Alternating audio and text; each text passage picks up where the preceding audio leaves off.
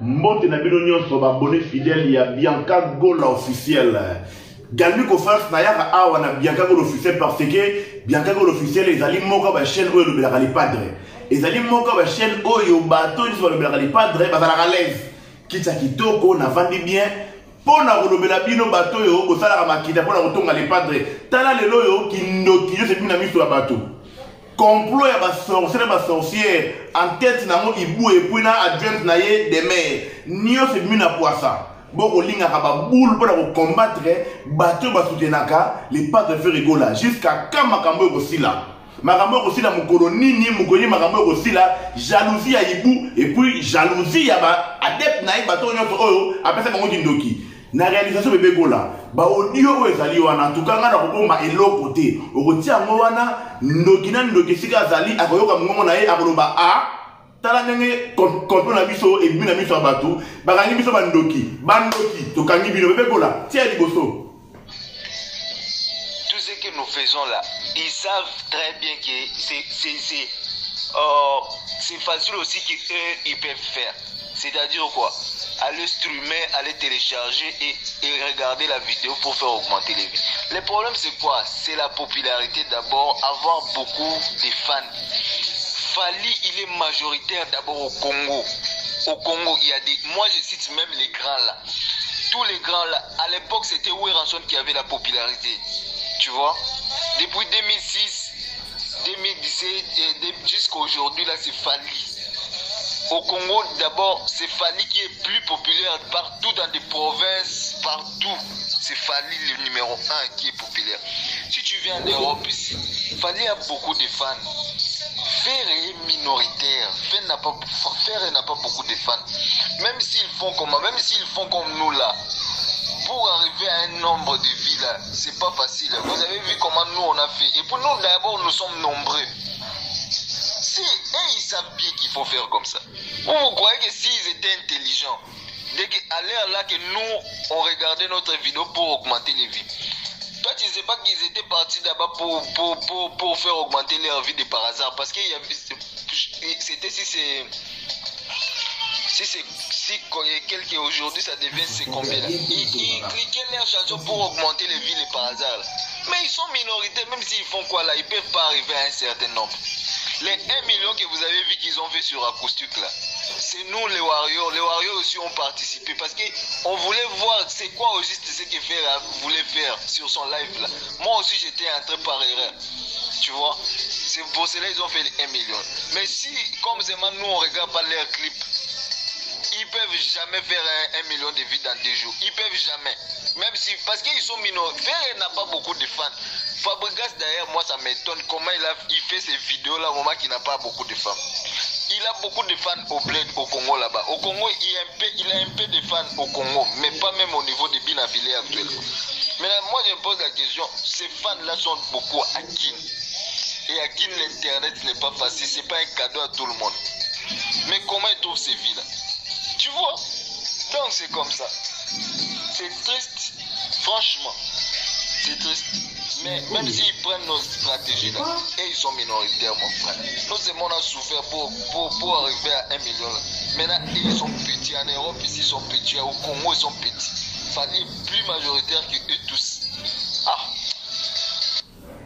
Mais en tout cas moi je me demande individu oyo.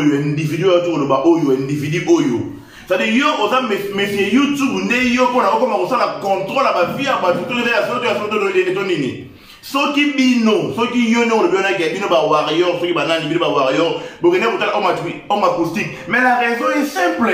Kuna boka musique a bien te, boka ki sa musique a bien ya bokene kotala. Toi qui t'as dit que Fally pour pas majoritaire, à date populaire, ce qui n'est nini. Nani m't'a dit amour. Donc quand tu as photo sur Instagram, là pour publier vidéo sur Facebook n'est pas dans la majoritaire.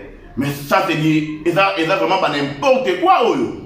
T'as le niveau ya bassesse d'intelligence oyo, batouana oyo batouya ibu, côté basangana des mères bazo bimisa. T'as le niveau. Et en plus moi je vous dis, abonné ya Bianca Gola ba Gola tout, ba audio nyonso oyo monase mayoka kango. Ba audio nyonso monase mayoka kango avalida kango ali batini zinga wana. tala niveau ya basi na bato nani ayebi yo ke monase madame majoritaire nani ayebi yo ke aza le plus populaire nem te biso yango non eza mawa mingi comment est-ce que bato bozala avec na niveau yo est-ce que babengaki yo ke nokotala comme acoustique non ok d'ailleurs kotala yango mpo kuna oyokaka musique ya bien te oyokaki sanga musique ya bien yango ke naye kotala yango bébé kola continue n'importe quoi.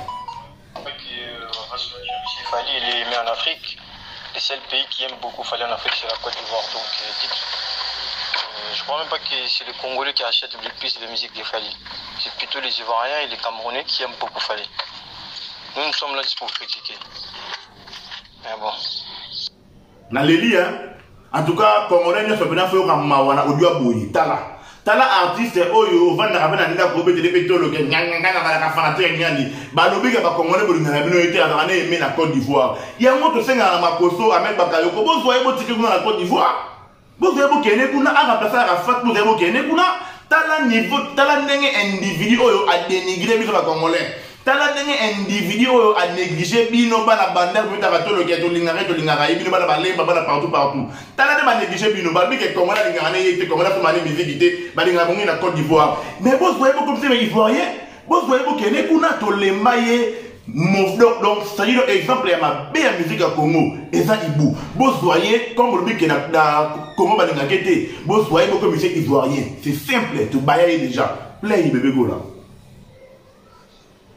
Bon, moi je veux dire un truc, hein, parce que là, moi j'en ai marre. Vous avez compris? J'en ai marre. Parce que là, la fille en question vient de m'appeler encore. Moi je vous ai dit, ne parlez plus d'elle, s'il vous plaît. Ne parlez plus d'elle. Moi si c'est comme ça, je vais quitter le groupe. Parce que là, j'en ai marre. Je suis une femme, je suis mariée, j'ai des enfants. Je ne vais pas passer mon temps, une personne qui va m'appeler pour me parler de n'importe quoi et me raccrocher au nez. Je vous ai dit, on ne veut plus parler de cette fille dans notre groupe. Parce que c'est qu'elle vient de me le dire. Qu'il y a des gens qui l'appellent. Parce qu'elle n'est pas folle aussi. Il faut qu'on se le dise. Elle n'est pas folle. Parce que tout ce qui se passe, elle est au courant. Donc il y a les infiltrés qui est là, qui sont en train de l'amener des choses. Ne parlez plus d'elle. Moi, je viens de faire le voice il n'y a même pas 5 minutes, il n'y a même pas 10 minutes. Elle m'a appelé tout à l'heure. Donc arrêtez de parler d'elle, s'il vous plaît. Ne l'insultez plus, ne le parlez plus mal. Je vous en supplie. Moi, si j'entends qu'elle m'appelle, moi je jure, je quitte le groupe, je reste. Parce que là, je ne vais pas perdre mon temps à passer le temps pour parler de n'importe quoi. Je suis une mère de famille. Je ne vais pas mettre ma vie... voilà, je n'ai pas peur d'elle, elle ne va rien me faire. Mais je ne veux pas que mon réputation, ça se salit. Voilà, je vous ai bien dit. On est dans cette groupe-là, c'est pour Fali. On n'a qu'à parler de Fali. On ne veut plus parler des gens. Il y a des infiltrés beaucoup. Il y a des gens qui parlent même avec des gaulois. C'est elle-même qui me l'a dit. Il y a des gens qui sont dedans, qui causent avec des gaulois. Donc tout ce qu'on est en train de faire, ils sont en train de dire. Merci. Tala figo awa esi batongi ba gaulois esi batongi ndo remisa mwandi sanga tola si batongi 4G ale si batongi ba biaka kola ale. Ce qu'on aura besoin de va réverser, ne parlez plus d'elle, je suis une mère de famille. Tant qu'on va aller au Tonga, tant qu'on va aller au Tonga, voice, vous voyez, vous êtes mère de famille, au Tongi, si ma Tongi déjà les. Après, vous regrettez la cima, n'importe quoi, la mère de famille. Et donc, on a tiens, nous sommes dit au individu. Voilà, les amis, encore une fois, bonsoir, bon après-midi à toutes et à tous. Je viens juste d'écouter cet audio. Il y a des trucs à parler dans cet audio. Il y a des vrais faux warriors. Il y a des vrais faux warriors sont ici. Alors cet audio nous justifiera. Cet audio c'est très important. Pour soit les admis entre vous. Les admis entre vous. Il y a des cela oh ça va message dans ta groupe. Dala. Ah ouais, donc on va continuer à maman si batonga qui t'a go là donc batongi balen batongi bianca ko la TV batongi sarato la batongi ali bakangi ba moi comme il y a des faux warriors il y a des faux warriors mais oui les Gaulois, nous sommes très forts. Partout, c'est comme on a vu ton royaume, tu as mis ça qui complète qui n'a bien mis ça battre. Et ça les bébés, tiens, mon administrateur, tu as besoin admi atikalana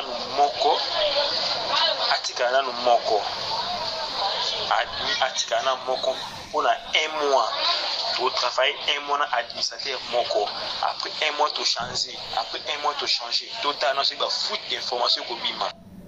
Ah beaucoup changer mais dis beaucoup les marins parce que les Gaulois sont très puissants. Il y a des puissants garçons et des puissantes filles dans la famille Gaulois. Donc, tu recevras toujours la fuite à Marabunabino. Attends pour changer de groupe, mais tu recevras toujours la fuite à Nabino.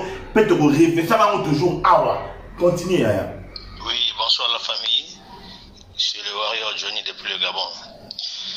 Naïtu Koyoka, papa, l'ouvre parce que Naïtu Moussala, Kojonga, le matin, je me suis connecté, je crois, une seule fois, donc j'ai suivi un peu certaines choses. Tout à l'heure, qui voit ce papa le voir, je crois, le frère, le royaume qui est en Suisse, là.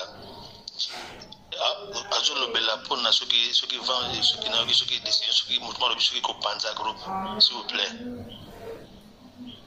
Dès le départ, ce qu'il fallait la combattu, bisous tout a combattu. Tu vois qu'on a bien dès le départ, c'est pas quelque chose de nouveau, mon frère. Donc, les amis, la famille, c'est pas quelque chose de nouveau. Tu vois, ce qu'il fallait mon route, ou plutôt soutenir à la combattu, combien de fois bisous. Ce qui va contre le parce que la puissance, de quoi nous sommes capables, qu'on pense à la solution, ce qui est important, n'est pas le lobby, pas le vol à lobby, tout quand on soit les bandas. Oh, tout est allé falité, est allé F victimité, est allé bandé, qu'on a vu qu'on a presté. Tout yoka yangote, baloba, tala. Biso na vu que Congolais sont de nature à l'âge croyant. Même Yesu Koudou andima qui était. Même Yesu Koudou, Judas n'a côté la carte Yesu. La compagnie Judas Zalaki. Tout dans la Bible, histoire à Job. La Bible dit donc Nzamba Zagina Bana et Job va na carte, pardon, Satan pas aille na carte. Bon, attends, ça est le Sikata. Infiltrer les gens qui sont tout qui a ambition tout ça là ou ya kolanda que tu dis que oyo azana infiltré tout qui a donc tu parles parce que 2 jours pendant lobby de localité mo ba infiltré à bino européen on n'avance pas là depuis tout ça 1 million il y a plus de directives. Papa KLM, Maman Diane, Maman Yeti, Maman Sarah, donc toutes les mamans, tous les papas warriors, il y a plus de directives. Depuis, tout ça dit 1 million, tout côté ma distraction. Tout côté ma distraction, banda wana tilelo, 2 jours de suite. Non, on va infiltrer par le bien qu'il aime ça, le bien voilà. Donc c'est pas bon. Donc c'est ça. Avancez un peu s'il vous plaît. Tout quand amato il a 11 téléphone. Voilà, donc c'est ça. Complot. Likopa ya bandoki. Yamana botiko kaka nambo. La suite et aux la prochain numéro la biso. Boyoki wana nambo. Une partie car niveau oyo ibu, ça dit niveau oyo ibu ayebisa batu. Ba soutenir des mères. Ba ça la groupe la bango pona baluka ni moyen ya ko freiner bato ba les padres. Mais vite fait pour le commenter maloba ya ndeko auto ba azala Gabon auto le bawo. Entre les padres Ferrego là, nani papa nani mwana femi, papa Bakardasha Ibu, nani yango oyo ba combataka. Si binote, si Ibu te mutu afuta mbongo n'intérêt mbapona ba critiquer les padres. Mais makamwana e uta pana ye, ya mwana ba biso ba galmi ko faire solo ba non makamwana. Na ngambu ya Ibu to zane loko to convier te, to zane loko to ko la mutema nukunya te, azana niveau ya C. Yonga le baka toujours monsieur Ibu, mademoiselle Ibu. Katala isoki yo au télématé na mama kelele, autant les padres faire rigoler na podium ya wenge, pemeni ya Werason, pemeni ya JB, pemeni ya Lemakaba, pemeni ya nani yo nani banani ba be kokota do bango nyonso. Katala isoki yo mona ngote. Mais oui, c'est l'idole de toute une génération.